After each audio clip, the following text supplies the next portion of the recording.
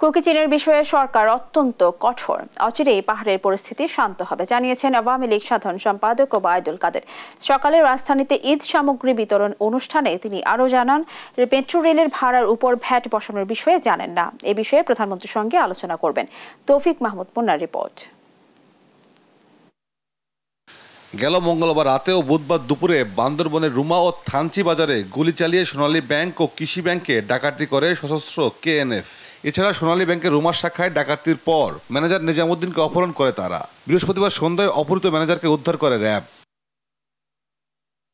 শুক্রবার রাজধানী মানিক মে এভিনিউ এক অনুষ্ঠানে এই বিষয়ে কথা বলেন আওয়ামী লীগ সাধারণ সম্পাদক ওবায়দুল কাদের।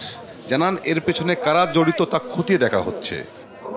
তৎপরতা, সশস্ত্র তৎপরতা শুরু করেছে, এটা আমাদের নলেজে আছে। এর উৎস কোথায়? তবে আমি বলতে পারি সরকার অত্যন্ত কঠোর অবস্থানে যৌথ অভিযান চলছে। গোটা পার্বত্য চট্টগ্রাম অশান্ত হবে এটা মনে করার কোনো কারণ। মেট্রো রেলের ভাড়া বৃদ্ধির বিষয়ে জানেন না উল্লেখ করে মন্ত্রী বলেন, এ বিষয়ে প্রধানমন্ত্রীর সঙ্গে তিনি কথা বলবেন। বিএনপি প্রসঙ্গে বলেন, সবকিছু হারিয়ে দীর্ঘশ্বাস ফেলা ছাড়া আর কিছু তাদের করার নাই।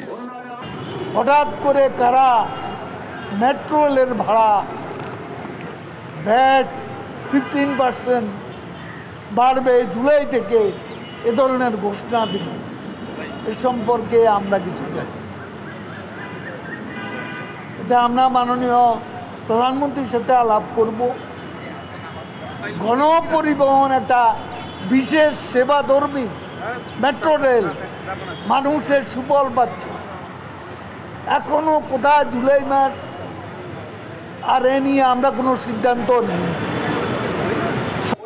পরে পবিত্র ঈদ উল ফিতর উপলক্ষে অসহায় দরিদ্র মানুষের মাঝে ঈদ সামগ্রী বিতরণ করেন ওবায়দুল কাদের।